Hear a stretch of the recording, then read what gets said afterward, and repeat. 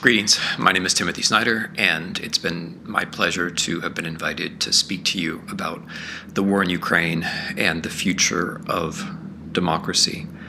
I'd like to begin, though, if I could, with a word about the past. It's always a risk when you invite a historian to speak that he might say something about the past. And I'm not sure it is really appreciated in Norway or elsewhere in Europe how deep and rich the connections of Ukraine are with the rest of the history of your continent. Ukraine has very thorough, very important, very organic connections with European prehistory, all the way back to the origins of the languages that you speak and that I am speaking now. The Indo-European languages, it seems, came to Ukraine. The classical Greek and Roman civilization with which we're all taught have a great deal to do with Ukraine. Many of the most important Greek stories and myths, Greek literature, have to do with the territory that is now Ukraine. One can continue this recitation, but the point I want to begin with is that it's not a surprise that the history of Europe, or even the history of the world, depends upon what's happening now in Ukraine. Ukraine has been very central to the history of Europe and the history of the world since there has been such a thing, and even before. When it comes, though, to the future of democracy, I think the first point that I'd like to make is a very hard-headed, simple, and strategic one. The war in Ukraine is exemplary. That is to say, it's being looked upon by both the friends and the enemies of democracy as a test to see whether democracy does have a future. From the point of view of those who oppose democracy or are indifferent to it, Ukraine seems like an easy case for Norway, for Europe, for North America, for the West.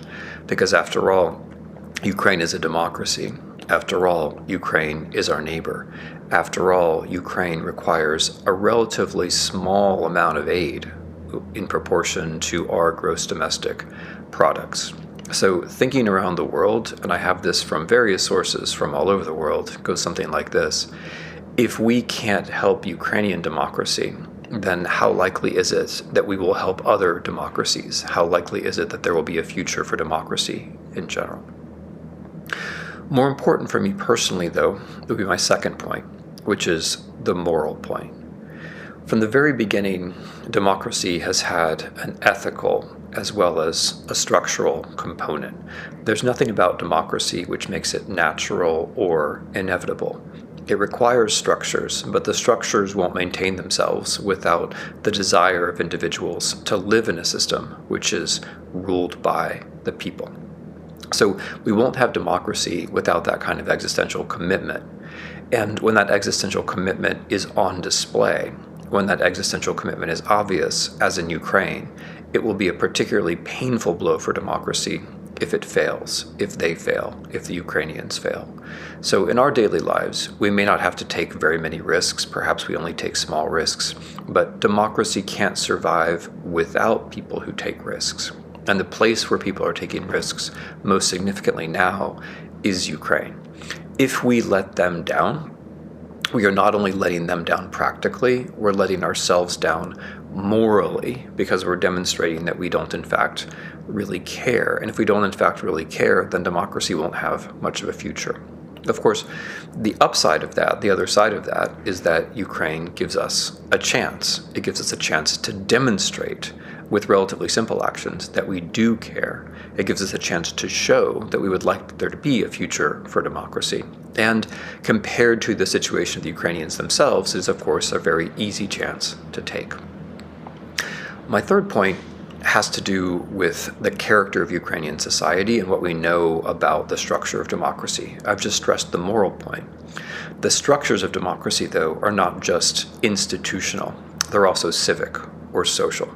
It's extremely important that the path towards an ever-improving Ukrainian democracy has generally been walked by Ukrainian civil society, by Ukrainian non-governmental organizations.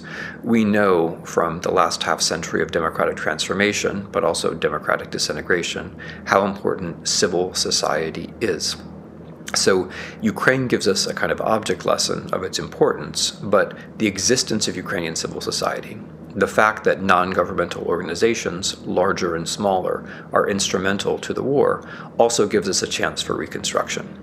It means that in addition to the Ukrainian central state, in addition to the regions, there are hundreds or thousands of other actors who have demonstrated their value during the war and indeed are doing reconstruction work now. The point that I want to leave you with, my point in conclusion, has to do with Europe.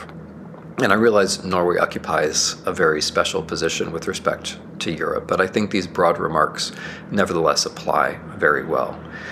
One doesn't just have to refer to history, as I did at the beginning, but I will. The history of Kiev and the history of Oslo, the history of Ukraine, the history of Norway are very much a single European history. They both have to do with the expansion of Europeans from the north, southward, and around Europe and around the world in the Viking Age. I think the kinship in this sense between Norway and Ukraine is much closer than people acknowledge. But that history is a history of turning points. We're at a European turning point now. How Europe is remembered will have a great deal to do with what happens in the next year, 2 years, next 3 years. I would even go so far as to say, as the war in Ukraine is comparable in this sense to the Second World War, and it gives some of us a chance to do the right thing to try to build a Europe which is moving in the right direction. To be very concrete about this, liberalism and democracy are not just ideas or structures or even morals.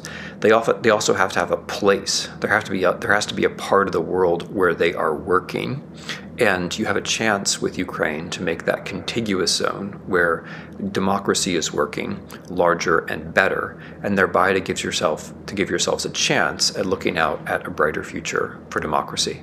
Again, it's been an honor to be invited to speak to you. I wish you the best in this gathering. Thank you very much.